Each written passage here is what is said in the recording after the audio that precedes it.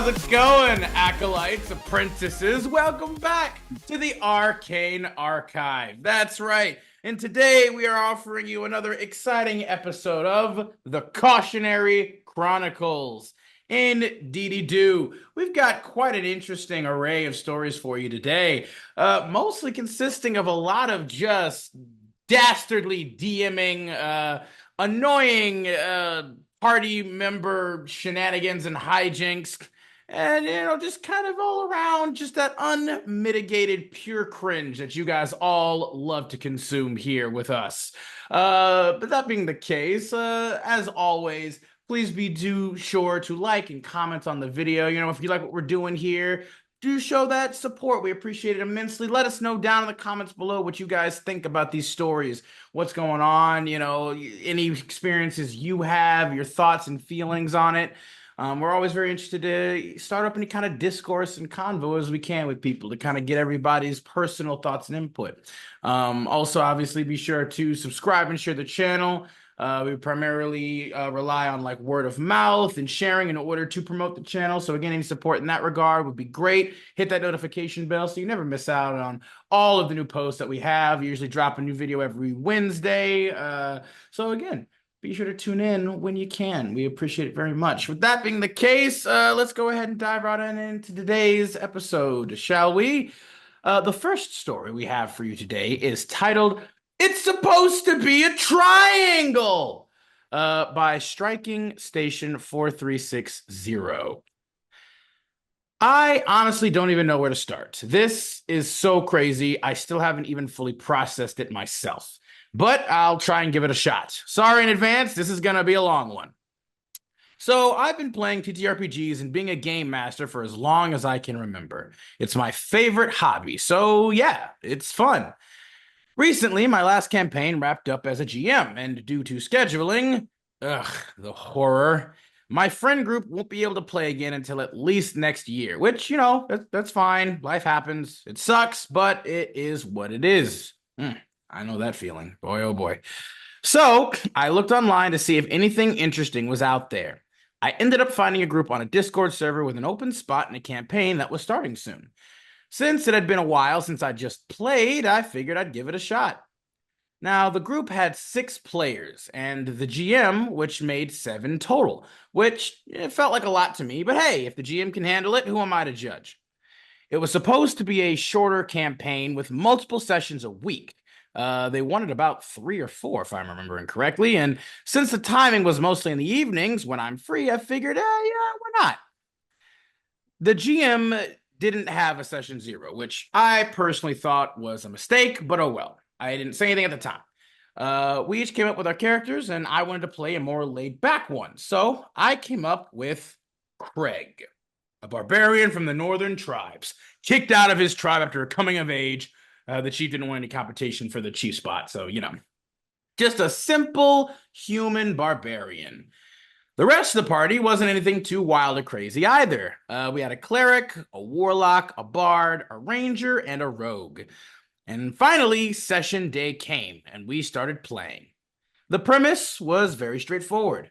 We were offered a gold reward for anyone who could find a family heirloom in a family crypt. A dungeon crawl, as you'd expect, and a rather pretty big one at that.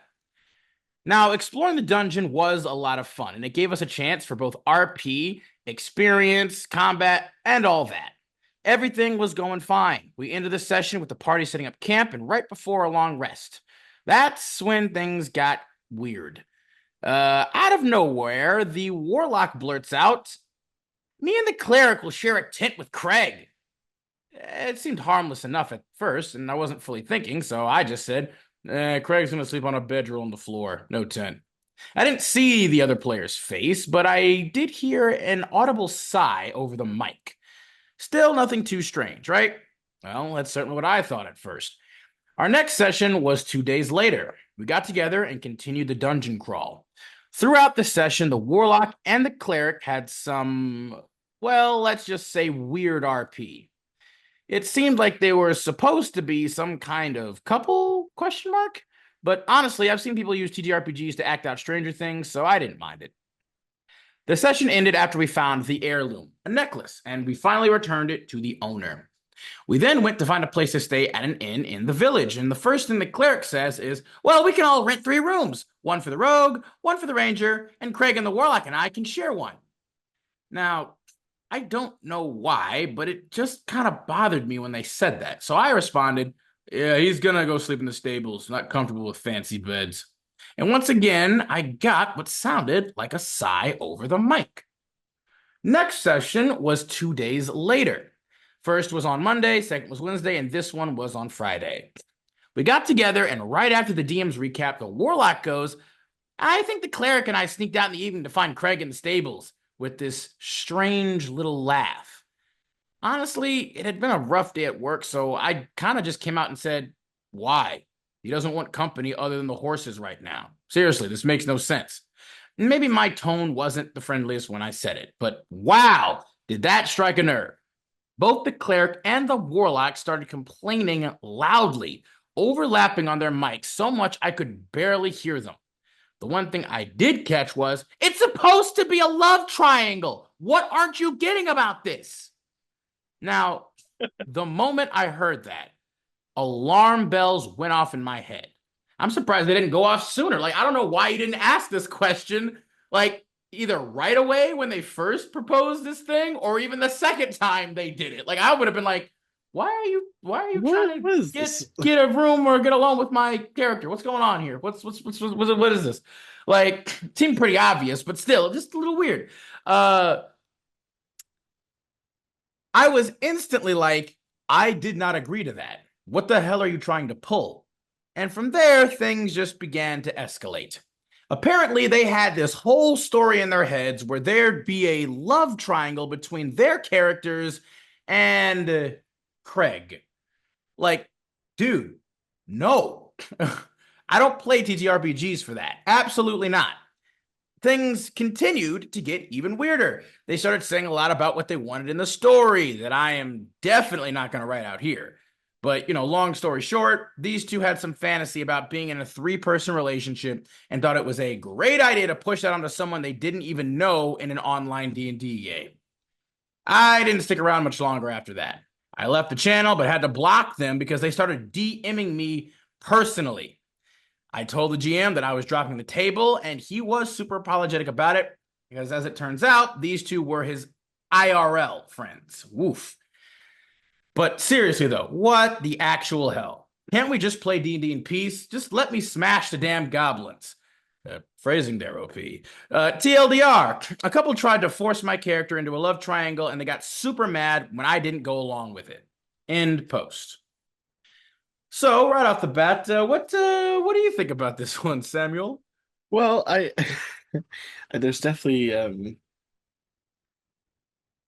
I can understand jumping into something and being like, man, maybe I just won't look at the bad parts right away and immediately leave. But when I don't know, because this was very like, hey, I want to hang out with Craig. I mean, and at that point, I'd have been like, yeah. Craig doesn't want to hang out with you. No, he's just not that into you. I'm sorry, Craig's actually leaving town. Yeah, literally is like. Yeah, no, the one when someone yells at you or 2 people yell at you about a love triangle, it's probably a good idea to just excuse yourself. As sad as that is, I mean, things are not going to go the way you want them to.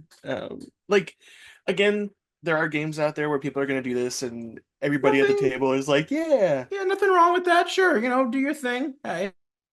But that they should make sure that everyone at the table. I mean, that's my biggest thing. Or even maybe not everybody, as long as you're not doing anything too overly, explicit or whatever the hell. But like, my biggest thing is like, okay, you're gonna get angry or upset at the guy for like not going along with your personal like narrative without even actually including or asking him about this narrative you're trying to set up with this character. Like, how to exactly like again like I get it. You were trying to be like, oh well, we'll just maybe try to do this naturally. Like we're gonna just hee tee hee, Yeah, and it's it's also like not even a love triangle, which makes it better. no, like that's yeah. It's I mean maybe I the only thing I could maybe say is like they were thinking maybe it might be a love triangle at first, and then it would eventually maybe change or shift into a throuple. I guess Well, if is they're the both into Craig right idea. now, So it's like it would be a throuple. maybe that's the thing though. Maybe like at first they're both like, well, I want Craig, but I want Craig, but then they try to be like, oh, well, you know what? Maybe we should share Craig, and it's like, Yeah. but you can only do that for one. You can only do that if Craig, the one in question, is Yeah. in on the whole thing. Like it's crazy to me, especially when it's like he's showcasing no real interest in doing this. Everybody wants Craig, but nobody asks, what does Craig want? What does Craig want? Like, and I mean, well, I mean, it's pretty clear what Craig wanted. Craig wanted to smash the goblins, which again, phrasing OP, because that could be interpreted in multiple of ways. I'm He's saying, Craig the Barbarian. He smashes goblins and smashes goblins. and it's just yeah, it's clear if you were ever gonna do something like this, I'll take it from me first and foremost. I don't mind this type of thing personally. Like if as long as everybody is in on it and consenting to it. You can't, like Craig literally says, or like OP I should say says, you can't force someone to be in any kind of like relationship with you in a D&D game, okay? No. I'm pretty sure we talked about this before. We've read up on a number of stories at this point with a similar aspect where people for some reason are just like, excuse me, hey, my character likes your character. Why aren't you reciprocating my character's interest in your character so we can make a whole thing? Well, you didn't really talk to the player about this, did you? Normally, these things are best handled if you want to actually have a conversation with the player themselves, you know? Now, maybe it's not impossible. You could actually potentially, like, more organically or naturally try to set something up, right? You're just role playing in game, and maybe a particular moment or event happens to your characters, and like your characters have like a nice emotional, intimate, connecting moment, right? And from there, you can maybe start to. I though would still stress personally, you should probably still at that point have an out of game conversation with the player to be like, hey, are you interested at all in like pursuing like a romance between the characters? Because it seems like based off of how they've been interacting up to this point, it seems like that might be a pretty natural or organic progression. Um, Again, that's just how I feel like the best way to always handle this. Honestly, I'll even be honest. I feel like even out of game in an actual in real life relationship, communication, open, just straight up transparent communication, I still say is the best way to handle any kind of stuff like this. So I feel like it is even doubly so in a fucking D&D game, okay? Just communicate first. Just ask questions. Talk to the person, okay? Don't make assumptions. Don't start trying to maybe guilt trip or try to like, subtly seduce or manipulate them into whatever. Just talk. Just talk to them, man. Again, I'll go on record saying both in game and out of game. In real, if you're IRL, do it IRL too. Just talk to the person who you're interested in, okay? Especially in the game of D&D. Either way, it's the same thing. I think it always applies. Consent is both in and out of game. You Yes. gotta. I mean, I again, and consent obviously is the big thing. Is the big thing, but also just communication. Best way you can find out about consent is just with transparent, open, direct conversation. Excuse me, not necessarily confrontation. Conversation. Um, but yeah, anything else you kind of got to say about this one, bud? No, that's. I think that's how it works. Yeah, I'll say like we've got some comments down here that are pretty interesting. Just are like, the top of the comment is literally like, I can understand why this is something which could be fun for the right group of players under the right circumstances. I can envision the sort of enjoyment they thought could come of it. I can even see how, for people with the right mindset, this would enhance their RPG experience. But man, you got to be able to read the room and recognize one of the people involved just isn't going to enjoy it and just let it be. Honestly, it's just astonishingly self-sabotaging on their part not to ask you about, excuse me, not to ask you about this before committing to the bit. How old were they at the time? Another one comments and says, I don't know, but look, as a non-monogamous person who also happens to be really into D&D, weirdly, that Venn diagram is nearly a circle, actually. Consent is like rule number one. We don't push any RP on the table unless they agree to it, and if we have surprises, we do check-ins to make sure everyone is cool with what's happening. When it comes to relationship stuff, consent is, surprise, surprise, rule numero uno. Like you said, with consent and a table that's not into it, sure, fine. Oh, sorry. Like you said, with consent and a table that is into it, sure, fine. But this is Red Flag City. This is like the Chinese capital. Jesus, bro.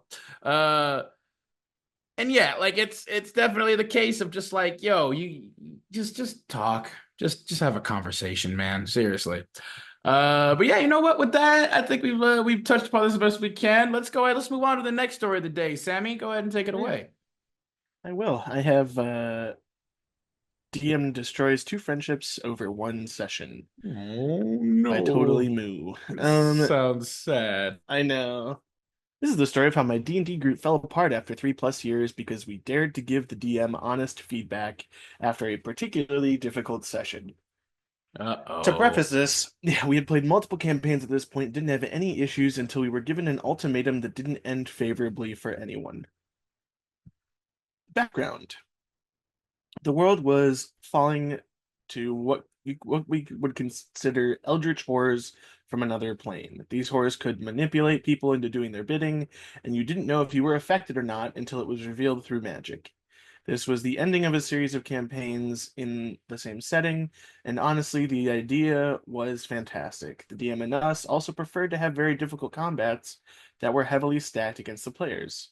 We, the players, escaped the mainland and headed towards a cursed island in the sea, an island that had a ripe history with old gods and the eldritch menace that was following us in our wake.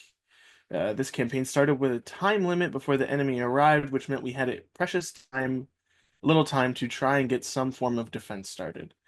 As we were scouting the wilderness, we were accosted by a group of high-level NPCs whom were investigating people outside of the main camps. We were tested through a magic ritual to confirm if we were affected by said eldritch horrors, which signified a presence on the island already, a week or two before their expected arrival. Neat reveal. However, the NPCs gave us a choice between working with them and having our memories erased to preserve their status as a undercover rebellion, or not working with them at all. It was heavily implied that we would have to fight them if we disagreed. We were level 4, and the group was eventually revealed to be at minimum around level 13 plus. Jesus. Of course, we chose option 1, even though none of us were happy to have our having to roleplay having our memories erased of this interaction and lore drop. It was better than having our characters dying immediately to this group of people.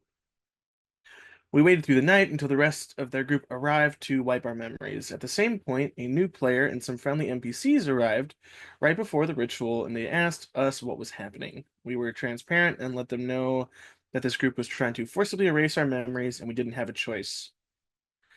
Cue a 3-hour long battle where we, the players, barely managed to beat back this group of high-level people and killed some in the process. They retreated, and the DM was visibly upset because the encounter did not go the way that they had planned. They started bending rules as written to count dead bodies as people so they could teleport away. That's It kind was of at, I know, it was at this crazy. point that the dam broke, and we voiced our concerns because we felt like we were robbed of a victory and the spoils that came with it. Their excuse was the rule that dead bodies are considered objects is dumb. They should count as willing people. This is the new rule going forward. I confirmed that this would also apply to players, and the DM reluctantly agreed. An NPC convinced us to rest for an hour before departing back down a river to safety, and during that hour, the group came back with different reinforcements, and we were given a choice to surrender or die. Fast forward, we end the session in jail with the saviors of the world, knowing that we were affected by eldritch power and would still have our memories erased before were released back into the world. After cooling down for a few days, me and another person wrote an open letter to the DM and the rest of the group, expressing our discomfort with how the session went. Our feelings with being railroaded into something this horrendous, how we felt like we were robbed of a victory, and asked how we could all be on the same page going forward so we didn't have this issue again. The DM broke. They accused one player of cheating during the combat and wouldn't listen to anything that we had to say. They were convinced that someone was running mods during combat to force crits. We played tactically. There was a lot of flanking and reckless attacks, etc. And said that one player crit 6 times in a row. The logs disproved this, and but the DM wouldn't have it. After berating this player for a solid 15 minutes, he told him in no uncertain terms, "I don't care what you have to say. You're a dirty cheater. Nothing will convince me otherwise." And booted him from the Discord. The DM turned on to me next and started a rant about how my feelings didn't matter because I allowed myself to be influenced by a cheater, etc. I respectfully bounced from the server with a thanks for the fond memories. I no longer feel comfortable in this campaign, and blocked the DM. I still can't believe this was a thing. Oh boy. That yeah, that ended about as well as I thought it would. Well, it's a tricky one because every time you try to take player agency away or do things that affect roleplay to that extent, something like memory erasing or backstory changing stuff, you really are running the risk of just making players not feel like they want to play at your table. Yeah, Um, it flies kind of in the face of, you know, what the game is about and supposed to be or do. I Here's the thing. I think we've talked a little about this before as well, of course. I think I've probably talked a little about everything on this channel at this point. But I am not against a bit of railroading in a game. Um, I don't think it's necessarily a problem so long as it's done reasonably. I think it's a tool just like anything else in a DM's kit, you know, where sometimes you might need to make some shit to cut off a little bit of player agency or to at least lower it in order to start getting shit back on track to where it needs to go to a certain extent. Because obviously, you know, and it depends too, I guess, on the type of game that everybody agreed that they were playing. You know, who the GM is in terms of like if they have an overarching narrative or thing. You know, it's like, hey, this game is going to be like, yeah, there are going to be legitimate plot points and plot threads that maybe have time constraints here. And sometimes it's absolutely the case where, especially if you have like a maybe a bigger party of people, you know, like 5 or 6 people, it can get a bit difficult at times for them to remember exactly what or where they're trying to go and what they're trying to do. So sometimes it can be helpful to be like, here, bam, I dropped something kind of on your lap, you guys, to like kind of again either give you a reminder or even be like, hey, this shit that was happening or that you were trying to whatever, you know, stop or figure out, it's happening now. So you kind of need to go deal with that, or if you don't, then there will be consequences, right? I don't necessarily think you should always like you should just maybe straight up force players to do shit, especially like in this particular example here, like this dude literally this dude literally tried, like the issue being is like it's I'm not gonna say there's never a situation where this is warranted, but I feel like if you're gonna start trying to threaten players with like, you know, super uber powerful enemies or other people, like again, the whole they're in a like a merchant shop or something and they're gonna steal something and the merchant turns out to be a level 20 retired adventurer who can see everything, or in this case, you know, he's gonna send a group of 13 level 13 plus people at them if they don't acquiesce to the demands of this. And it's just like, I mean, then you're but why? that why, but then you're also, it's like, okay, again, you are exercising your DM fiat so much, so hard. We're just like you're just like, yeah, rocks fall, everybody dies. And you're just like, okay, well, and then to top it all off, like they win. He sends these guys after them, and they successfully repel the force. Yeah. Which is then obviously, yeah, at that point, the GM is now butthurt like all hell. Like it's literally like he just got an absolute redonkulous botched anal, you know, rector exam or rectal exam and is now gonna be in a fucking mood. Clearly, at that point, he's lost all like object or what is the word I'm looking for? Is it objectivity? Is that the word when Yeah. you're objective? He's lost all objectivity uh, as a GM because the GM is supposed to be trying to support the players. The GM, in my eyes, if you are a good GM, you want your players to succeed always. It's your job to throw in challenges to, challenge them.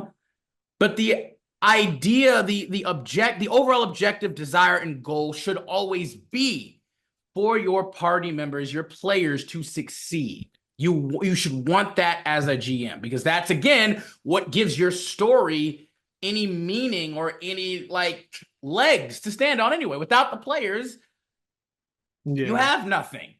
And it's like, the point is you're supposed to have fun and you want them to succeed. Usually success equals fun. Failure can also sometimes be fun if it's done correctly. But that is a much harder thing to do. And most of the time I would say GMs let failure come about naturally and organically. By the way, if the dice roll, like in this case, it was the exact opposite scenario, right? The GM gave them like a no-win situation. And yet the dice apparently said otherwise, and they succeeded. Yeah. And instead of just letting that happen and that lie, or at least giving them at least some time to really appreciate that win, because it's true, right? Dice don't mean everything. We also say that very often here at the Arcane Archive. Just because you roll doesn't automatically mean that should succeed or work. And maybe in this sense, it's like, yeah, if the PCs are going against, a particular organization or group or government or whatever with powerful individuals and they were able to temporarily repel them, yeah, odds are that might not be forever because they'll regroup and they'll whatever. But the biggest thing though too is the GM keeps fucking cheating. He literally starts trying to change rules as written or bending rules as written to start making things more easy and convenient for himself, even though he's the fucking GM. It's like, come on, man. Like, Yeah, that's not. It's just it reeks of insecurity and saltiness that something doesn't go your way, so you just freak out. And you're just putting blame on people that doesn't sound like they did anything wrong. like again, obviously there are exceptions to every rule, right? Nothing is set in stone. There is no one true perfect way to do anything. But there's absolutely, I think, a very clear line, a very clear balance to be had in terms of like, and I think, again, like I said, the best way to maybe stick to that balance and that line is always, as a GM, keep in mind, remind yourself, if you have to, I want my players to succeed. I want them to have fun. I want them to succeed. It's not about my story. It's not about, oh, I'm wanting to do this necessarily. Because if your players are good players, they will respect your story. They will want to know what you have planned. They'll want to know what curveballs you can throw at them that they can respond to. They'll want to go along with the story that you're setting up for them. They'll have interest. So it's a bit of a trust thing, I guess, You want your characters to succeed, your players to succeed because you trust that they will then in turn want to engage with your world, your story. And so you want them to be able to be interested. You want them engaged. Instead of just wanting to basically control them and have, an audience to your story. Just write a book then, for fuck's sake. Just write a book. That's very true. If you just want an audience to your story or whatever, or readers, just write a book. But you have actual, you have actual people here and they're responding real time. It means you work with them. You want to see their reaction. You want them to have fun. That's the point of this. But anything else you got for this one, bud? I think that's all. I think it's pretty straightforward. The top voted comment down below goes, Of course, it wasn't important enough to mention this cheating in the actual game. No, no, no, no. Of course, they're only the checks notes. GM with the power to stop and check themselves. This clearly smacks of a temper tantrum fussy pants. If you really think someone is cheating in a way to ruin your whole game and just legitimately don't bring it up for days, and then when someone brings up an honest concern, that's when it's suddenly a burning issue. Really. Look, it sucks losing a friend, but at least this was how they showed you they lacked integrity instead of something with real world stakes. The OP responds, the worst part is the fact that I know the other player wasn't cheating. He and I both love failing because it makes a campaign feel better than trying to succeed at everything. See? Certain players even have that mentality themselves, right? I'm positive this was just a GM lashing out because we gave criticism about a choice that didn't feel like a choice. And there it is too, right? People, biggest aspect too, I think we should touch upon maybe with this is criticism, right? People need to be able to take constructive criticism. Destructive criticism is something else. At that point, you don't necessarily need to worry about that because it's not actually truly trying to be productive, progressive, or helpful. It's just being destructive, negative, and toxic. But constructive criticism is different. If you are doing something potentially wrong, or messed up, or destructive yourself, or harmful in any way, toxic, whatever, people need to be able to hear, receive, process reasonably what's being said and told to them so that hopefully they can start making shifts, changes, adjustments as is needed necessarily, as is needed and necessary. Excuse me. This is a big thing of people needing to be able to take criticism. You fucked up. You made a mistake. Own it. Own it. And I'll be the first to tell you that is okay. It's okay to mess. It's okay to mess up. It's okay to make mistakes. Everybody does it all the time. Literally, you will never not make a mistake. At some point you will. The goal is to make as little mistakes as possible, right? But nobody's fucking perfect. Nobody ever will be. It's a fantasy, ironically, in this case. It's a fantasy to be perfect. Nobody is. You made a mistake. Maybe you made a bad call. Best thing you can ever do, acknowledge it, own it, try your best not to make the same one, right? That's the point of mistakes. You make a mistake, you recognize it, you do your best not to make the same one over and over again. You try to fix that in an effort to eventually, increase the odds that, hey, maybe I won't make any mistakes eventually. Maybe I'll be able to figure out all the ways that I've made mistakes and I won't make any more. Obviously, again, that's kind of an impossibility, but the point is to try and still do your best to get there, right? To actively do that. But all right, with that, let's go ahead. Let's move on to the third story of the day. This one is titled, Party Member Thinks He Was the MC and Cheats to Gain Combat Advantage by Comprehensive Elk 6617. I recently got into D&D and decided to play with my friends. One of the players, whom I'll call Henry, turned out to be a very self-centered person. Oh yes, in almost every story he writes, he makes himself the strongest character capable of defeating anyone and everyone. Our group was playing in a pre-existing world where we had to tie our characters' backstories to the world's lore. And most of us managed to do this in a way that made sense, but Henry's backstory was the exception.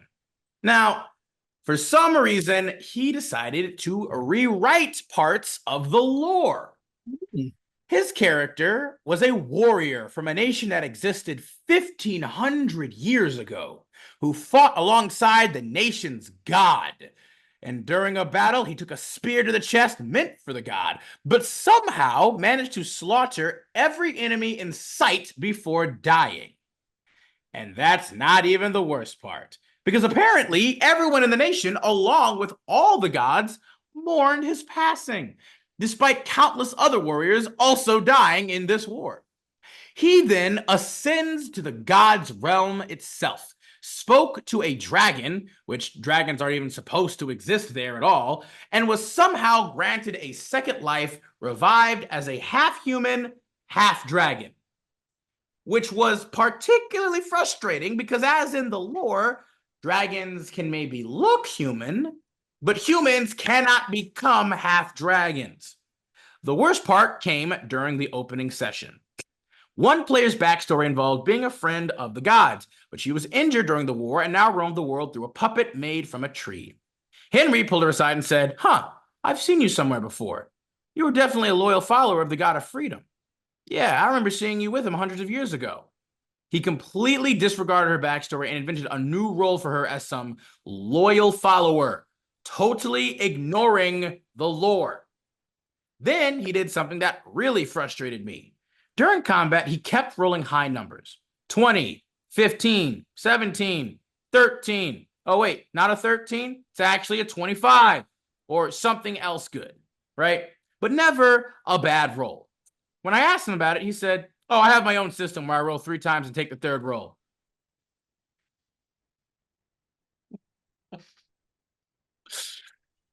At this point, I don't know what to do. I'm worried that in every future D&D session or campaign, he'll try to be the main character while treating the rest of us like side characters. In post. What do you think of this one, What bud? is the DM doing in all of this? Where is your DM? Why is your DM not stopping this from? Where is DM? DM and anyone present? Because that DM, you need a DM that's just gonna say no to shit like this. I oh God, nice dude. The cringe in that one was fucking of the purest variety. Good God. Could honestly just woo! Some grade A Colombian cringe. Literally right there, man. That pulverizes the spine nicely. Nice, real nice. All right. Holy good God, dude. This guy sounds yeah, I have no clue what the GM is doing here. I have Did like you have one at the table, or are you guys just all running? that's what I'm Is saying. it Like, just I feel like even the only way this would make even more sense is if this dude himself was the GM who put in this DM NPC for this shit. Because it's also crazy where it's just like he's apparently changing the lore and the GM is just okay with this, which normally I feel like is a huge slap in the face arbitrarily to I don't even understand like how this dude must be like sucking the GM's D like an absolute vacuum, or maybe vice versa. I don't know, but for this to be allowed is just astonishing to me. I am legit flabbergasted. This is one of the most just like blatant just self stroke uh like moments, characters, backstories that I have ever witnessed in a minute. Just again, the unmitigated gall of this guy here is astonishing to me. This is like straight Kanye level of self-flagellation. This is holy God, dude. I just I don't understand why the OP isn't saying anything about the GM at all in this situation of like is the OP the OP the GM? I mean, I don't know. because he says because he says it's changing lore in a pre-existing world. We're tied in. Like it seems almost like he is the GM, and so I don't understand why he would even allow all of this shit if he is the GM. Plus, I also don't understand how the hell does this guy literally just straight up say to the dude, "Oh, I have my own system where I roll 3 times and take the third roll." What? What? How? How? How is that allowed? How is again the GM not thought about this? Has OP like I'm looking at the comments too? It doesn't seem like OP has addressed any of this. Like, what? What about the GM? Why hasn't the GM said anything? Where's the GM? I don't see OP responding to anything like that, which makes me feel like, okay, is this actually real? Because if the OP isn't talking anything about the GM, isn't responding to any of the comments about it, like I'm like, is this a real post or is this just, clickbait? Because this shit is just like this is wild, bro. This is just straight fucking wild. Holy shit. Anything else you got on this one, buddy? No, I'm just very curious as to where where's the DM in all of this would be kind of my confusion. Yeah, Um, yeah, yeah, yeah. if you aren't the DMOP, you need to figure out Who is? why. Because Yeah, it feels like no one is the GM if this is being allowed feels to like happen. Henry's the GM. Yeah, literally. It feels like Henry's the GM with his own DM NPC that he threw in there for his own personal, uh masturbation session. Yeah, let's go ahead, let's move on, shall we? This shit, I'm flabbergasted to the absolute 10th extent. So let's move on to the next story. Please, by all means, take it away, Sammy. All right. I have My DM is a Sore Loser by Catakind. This is more of an event than an actual horror story. Our DM decided to do a tournament thing where us players would go 1 versus 1 against each other to see who would be the champion. Now, because there were 5 players, the DM had to create a DMPC to fill the last slot, allowing 3 rounds of 1 versus 1. The first 2 rounds were the 4 other players facing each other. Those all went really well. The third and final round was me, a bard, versus him and his fighter. 20 strength, 20 con, no negatives, and 4 second wins, and a passive perception of 29. Had a magical spear, shield, magic gauntlets, 20 throwing axes, and a magical glaive as weapons, and adamantine armor. Here we They're go they're again. all level 11 for context.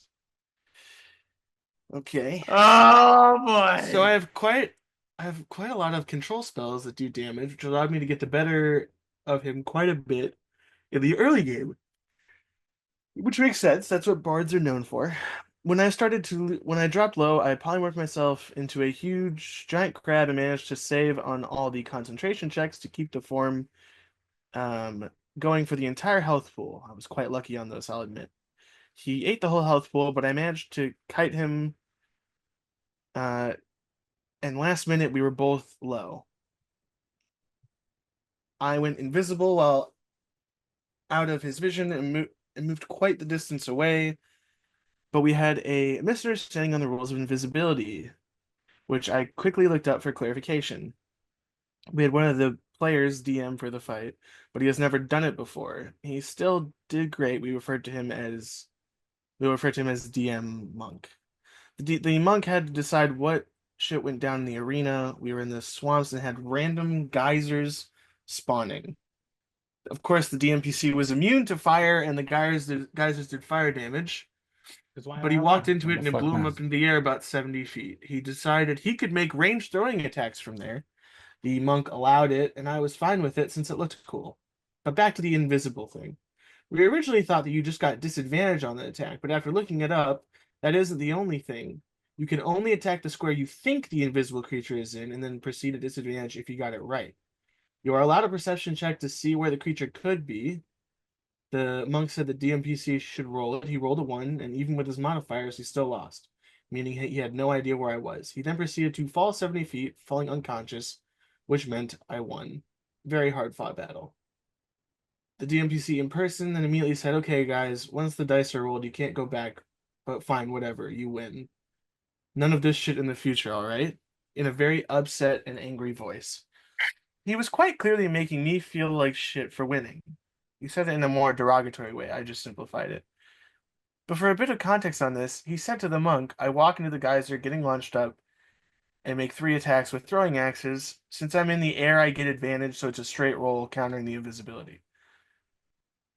Um, the monk, bless his heart, he did very well, simply forgot I was invisible. I said, but how can you see me? I went invisible behind cover and moved quite a distance away. He proceeded to roll attacks anyway. When I double checked how invisibility worked, I explained how it worked, and the monk said, "Oh shit, I forgot you were invisible." He then asked the DMPC to roll perception, which he rolled in that one, losing to my stealth. And he was, "Yeah, okay, you win, I die." In that, "Yeah, whatever, this is bullshit" tone of voice. TLDR, I beat the DMPC that was slightly overtuned Oh, slightly? in a Right. fight, and he got pissy and upset. Yeah, I mean, I will say this. Please tell me. I don't like DMs like this because this is an adversarial DM. Even if they're having fun, making this character to fight their party, like make a fair character. If Literally, you're gonna if what you're is the gonna point of this? like so well, here's what I'm thinking to myself. If I as a DM ran some sort of tournament arc and the players were like, "Yeah, well we want to fight each other." And I'm like, "Okay, well let's round out the fighters. Let's add a couple other characters in there so that the fights don't get boring so we're not just fighting each other." Um, I would look, okay, how did the players create their characters? Did they use point buy stat or like did they roll whatever? In my case, when we roll, we usually save that set of numbers so that if anyone makes a new character or joins the game, they have the same set. Everyone starts with the same numbers. What you do with those numbers is up to you, but it's fair. So I, as a DM, would take the same numbers or use point buy or stat, like, the same way that they did for their characters and just make a normal character. Level it up like normal.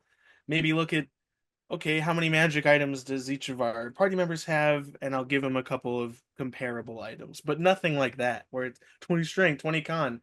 You have a passive perception of 29, so your wisdom has to be good too. Like, I don't, and you're a fighter. Fighters don't get expertise, so I don't know how you have a 29 passive perception. Because he took That feats. just Because he took feats. That's how. yeah, Like it yeah. was. I just It's a. I mean, the fact he had a magical spear, a shield, magical gauntlets, 20 throwing axes. How the fuck are you even fitting 20 throwing axes on your person unless you have a bag of holding? At which point you have to then be like, okay, is it gonna be a like? Are you just able? There's no way you can pull 3 throwing axes out of your bag while you're 70 feet in the air falling to yeah. throw 3 throwing axes. Like It's also yeah, that's it would also be like an it's a action. cool idea in theory. Yeah, it might be a cool like cinematic thing being like, oh, I'm in the air. Wow, like, but it's like, nigga, come on, bro. Get real. All right. No. If that's gonna happen, what cool shit can the other players do then? Yeah. And of course, this thing also says, "Oh, I'm also immune to fire damage." Guess what? There are fire geysers in the arena. Bitch, get the fuck out of here, bro. Are you kidding me with this bullshit? Like, again, another thing. Like, I think I don't know if we said at the top, but like I said, there was a lot of just DM shenanigans, chicanery bullshit happening in today's episode, y'all. These DMs are fucking woo, boy.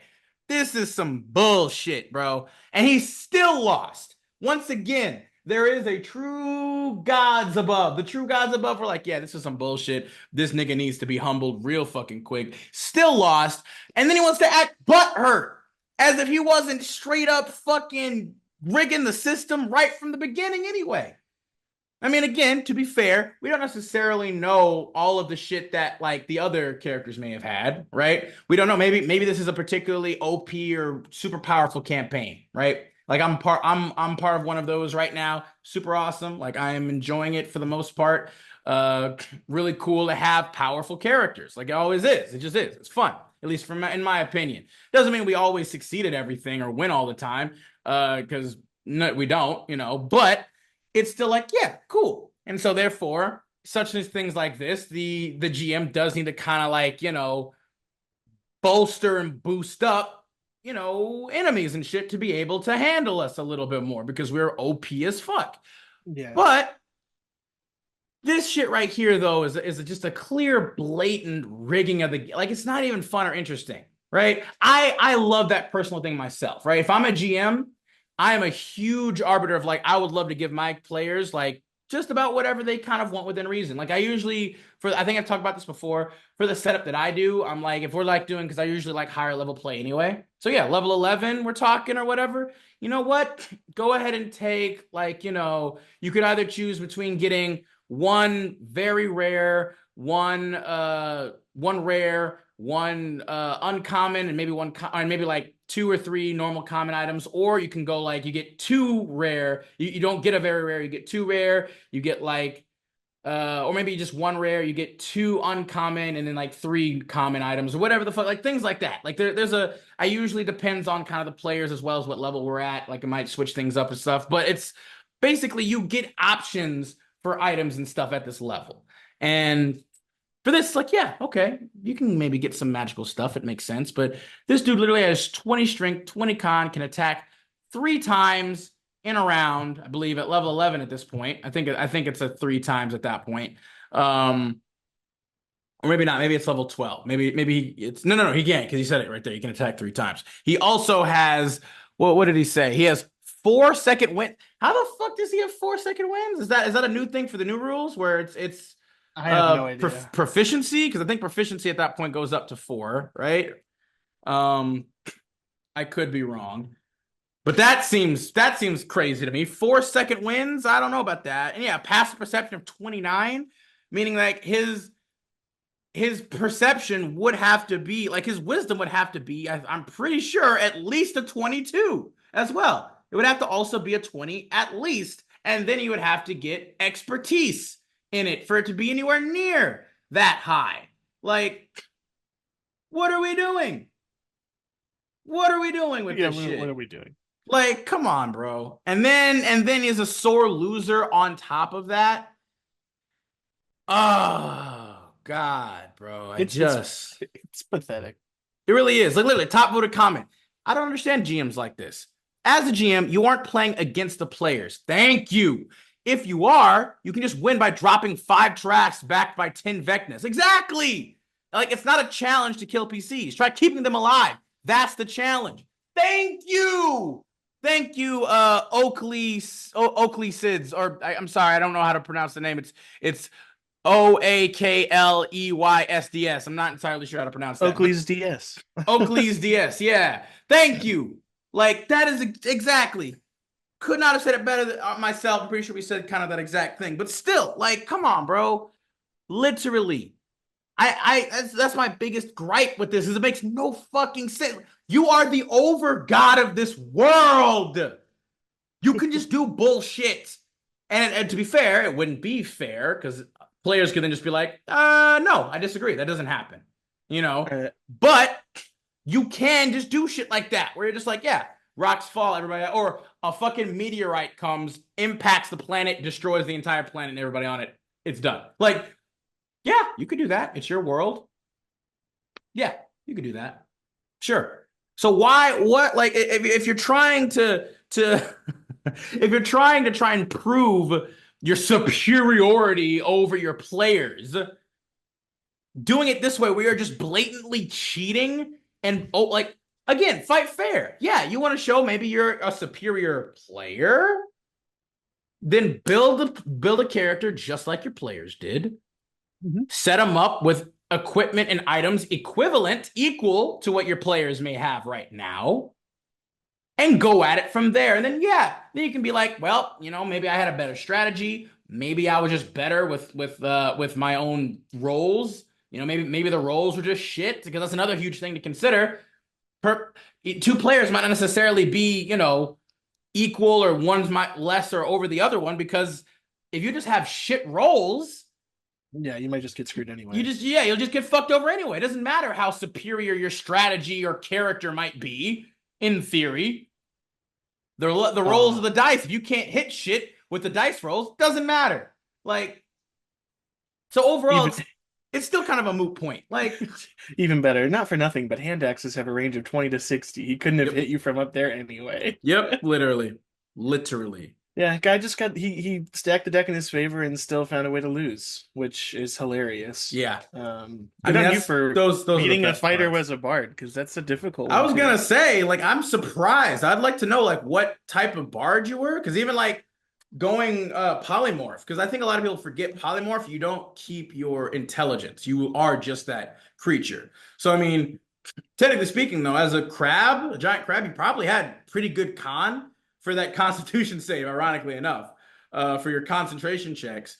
And I assume you maybe were still able to get some decent licks in as the crab, and you had a decent health pool. So, I mean, probably not the worst idea, because you could still, as a giant crab, you know this guy's attacking you, so he's still an enemy. Oh, yeah. So you can still attack him. Obviously, you can't cast any spells or do anything else. But, again, all in all, I'd say, like, yeah, you know. And people also, to be fair, yeah, a lot of people do misinterpret how the rules of invisibility really work, right? If you are invisible, even if a creature has blind sight or even like tremor sense, you can still successfully, if you successfully hide from them, they can't see you, even if you're within their sense specifically. If you aren't actively hiding and you're invisible and they have these things, they can see you then. They can perceive you then. But if you don't have either of these senses, a person is invisible, you absolutely still can try to make an attack on them, but you can only make it where you think they might be. If you don't have an idea, like here, that is also why technically in the game, like perception checks are considered like an action to do. That's why like dragons have their legendary actions to use perception checks. I personally think that is kind of stupid. I think you should just be able, because you have to perceive them anyway. I think you should just be able to just do a free perception check. If you fail the perception check, then yeah, you don't know where the fuck they are. But if you know, then you can still make your attacks. Like I feel like that's fair. I don't mind that part too much personally. But you still do have to make a check to be like, okay, can I perceive where they went? Because if I'm not actively hiding, if I could hear their footsteps or I saw displacement of like dust, snow, pebble, whatever the fuck it is, you can still try to attack them. But it's important to keep those specific aspects and things in mind. Yeah, that being said, you know what? Let's move on to the final story of the day. This one is titled, Am I the Asshole for Counterspelling Another Player's Fireball? By Potato271. So I've been playing D&D with a bunch of friends/friends of friends for a while now, and our party is currently working for this local lord. Everything was going fine. We were all having fun. Last session, we were rescuing a bunch of hostages from a bandit gang, and the aim was to do it stealthily without battle. However, the rogue got seen pretty quickly, and it became a fight. So we now have a battle in the middle of this camp with a bunch of NPC villagers trying to run away at the same time, which makes it a lot harder because we can't really use AoEs to clear out the bandits. It isn't going great, and eventually our sorcerer decides to just chuck a fireball into the fray, regardless of the fact that it will almost certainly kill most of the people we're trying to save. To be fair, the character is true neutral, and it more or less tracks that he'd go for the easy option, even if it's not necessarily the right thing to do. His logic is he thinks we're losing the fight and that a dead party will not save anyone, whereas nuking the bad guys allows at least some of the hostages to escape. However, I decide that killing off the hostages and pissing off our patron lord is a really bad idea, so I counterspell the fireball as I'm playing a chaotic good Archfey warlock. This really pisses off the sorcerer player, but we keep going and eventually win the battle with only a few casualties, although we have burnt through quite a few resources to do so. After the session, we get into an argument, with about half the table taking each of our sides. Sorcerer player reckons that you should never counterspell another player's action, as that's basically PvP, whereas I think that it was the appropriate thing to do at that moment.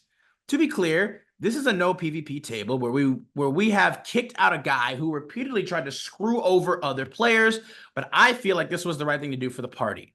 So, am I in the wrong here? The GM reckons what I did was fine, but a couple of the other players disagree. So, am I the asshole? In post. Well, what do you think, Sammy? Right off the bat, what's your ruling? You think this guy is an asshole or what? Well, so here's the issue. They said no PvP at the table. Now, I don't think this is PvP. Mhm. It is up to, I think, the DM to make it clear for the table whether or not this is considered PvP. I don't think they did something wrong. I don't think they're an asshole. We've talked about this many times. I don't like the sorcerer player here because why are you all together if that's the kind of thing you're going to bring to the table? It'd be one thing if, like, maybe one person, two people get hit,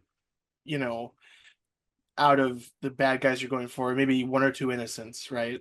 But if it's just a bunch of people everywhere, you're gonna murder like half of a village. What's like, you're not true neutral. That's evil. That is just evil. You're willing to do something like that to get what you want. That's evil. It's primarily self-interest at that point that you are doing this. It's not of any kind of lawful. It's not like a logical thing. You're not oh, this makes the most reasonable. What would be the most logical thing if you wanted, like, if you want to be neutral, just run away. You could just forsake the villagers and just be like, you know what? Let's just get the fuck out of here. Let's dip out. Fuck them. We're gone. Like, You didn't hurt them, but you didn't save them. Yeah. That's neutral. That's true neutral.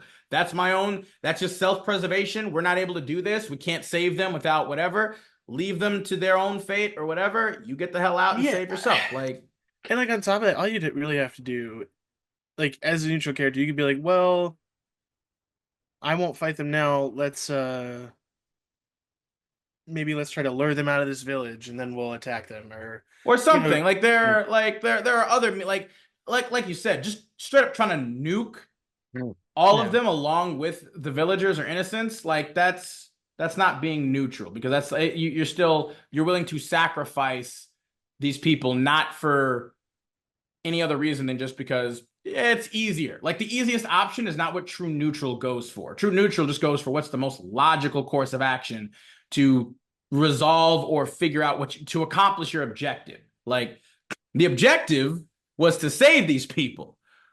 So you nuking them is technically counter to the objective. If the objective is changed to survival, once again, nuking the bandits might not be your best chance of survival. You could just run away. You could just get the hell out. Like, that would be your highest chance of survival rather than trying to just nuke them. Like, so, I mean, I would definitely say OP for me, absolutely 100% unequivocally, you are not the asshole here. Like, similar to Sam, like, again, technically speaking, to Sam's point, the GM apparently said that what OP did was fine, not considered PvP. Just because you cast a spell on a fellow player or whatever doesn't mean it's PvP. Yeah, you stopped what he was going to do, but I mean, another question to be fair to ask as well is, would that fireball have hit any of the other players?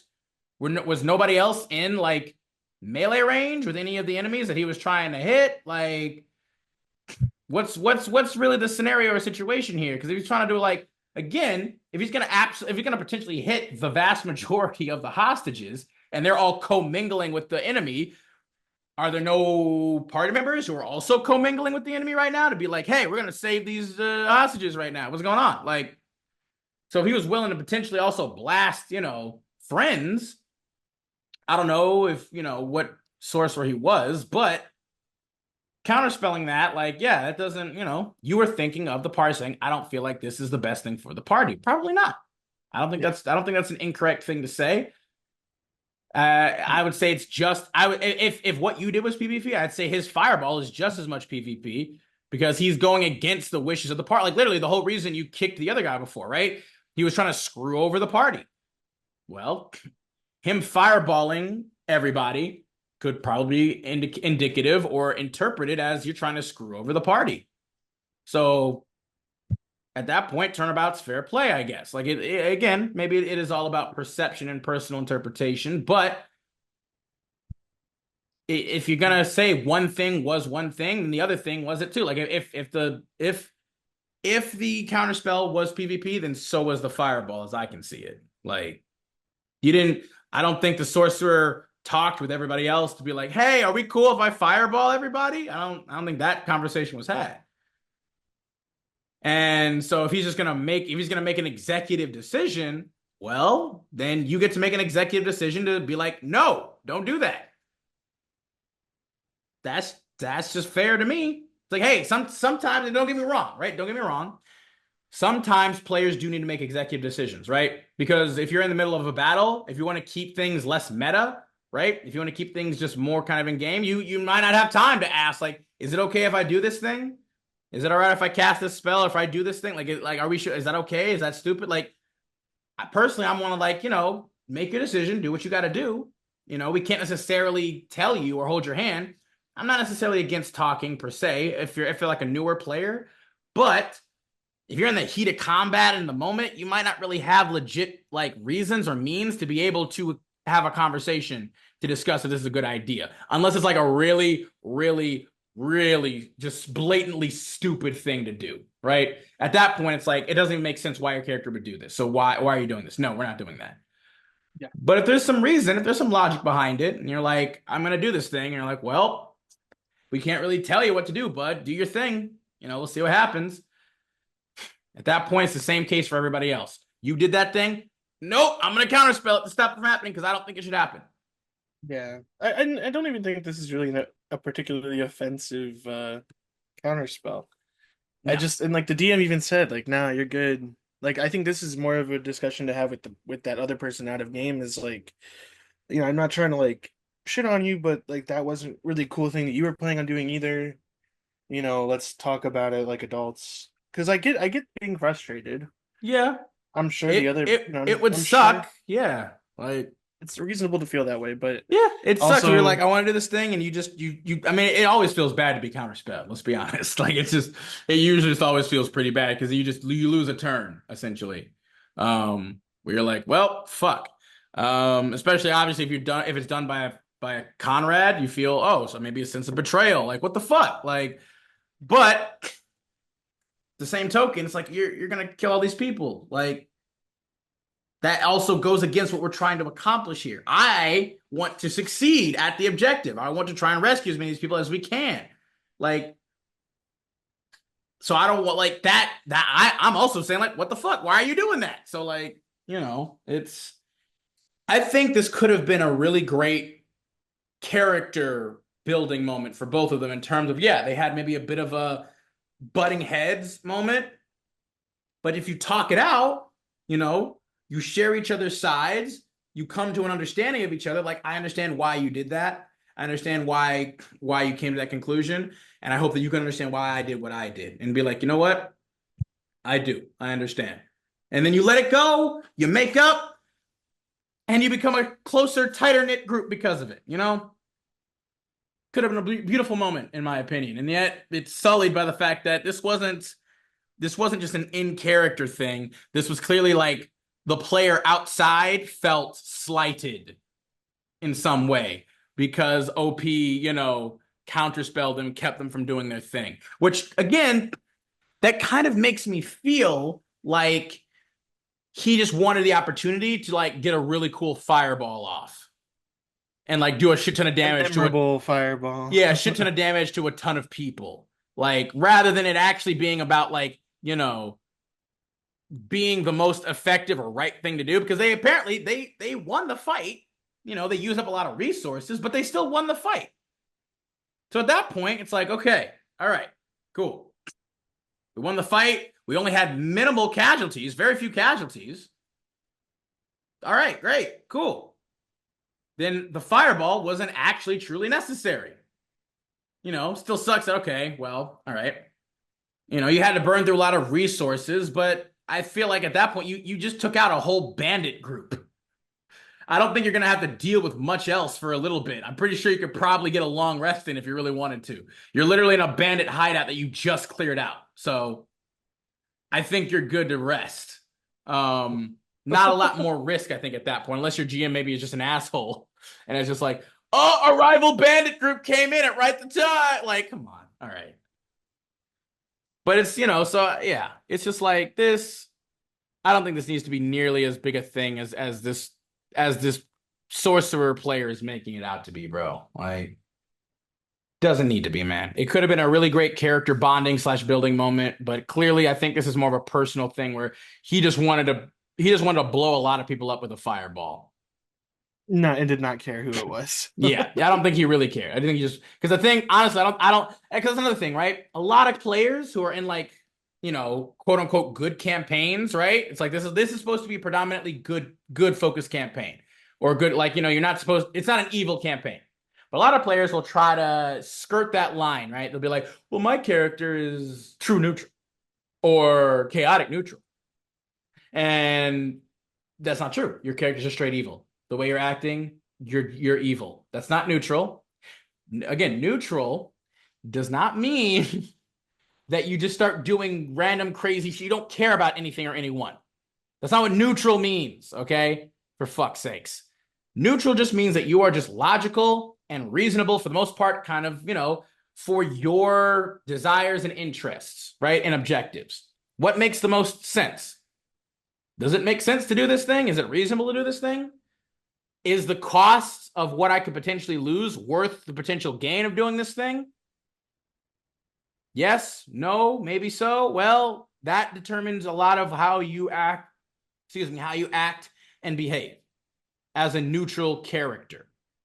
You don't just do shit that's convenient for you, or that you're just like, I'm gonna start murdering or killing, or I'm gonna take this shit because I want to. Like, that's not what a neutral character does. A neutral character would also be respectful to other people. A neutral character would be reasonable, be like, well, I wouldn't like that if someone tried to do that with me. Why would I do that to them? They've done nothing to me. They've done nothing wrong. They're just acting normal, you know. They're just going about their life. Why would I screw with them?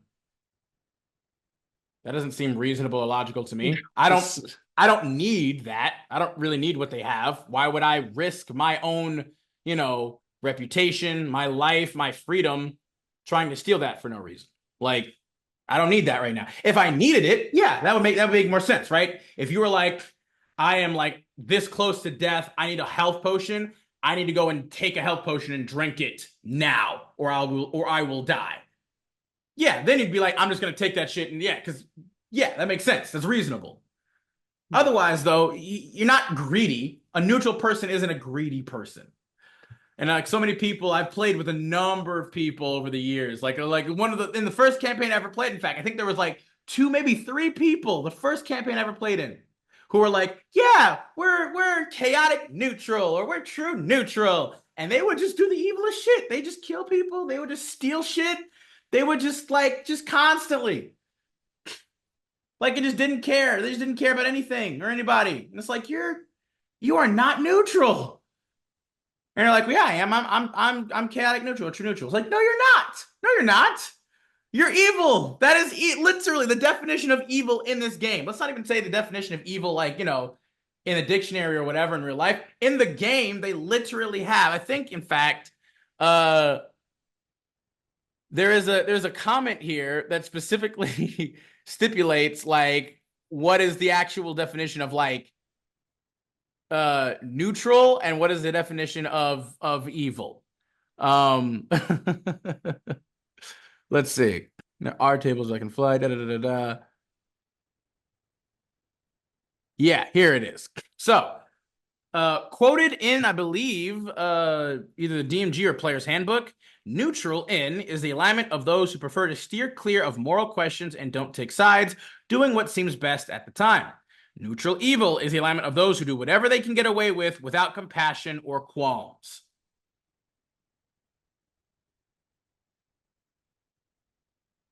Yeah, pretty self-explanatory. Just wanted to share the alignment descriptions. To me, these are the actions of someone without compassion or not someone who does what's best at the time to save villagers. Like, again, I feel like the very important qualifier that might be missing there is reason logic, right? True neutral character, I feel like, functions predominantly on what is most reasonable and logical at the time for what you are trying to do. Doesn't mean they're going to just, you know, unless they're, again, without any other recourse, like, why would you just waste life unnecessarily? Not because it's easier. They're not going to take the easier way out. They're going to try and find the best way out, the best way to go.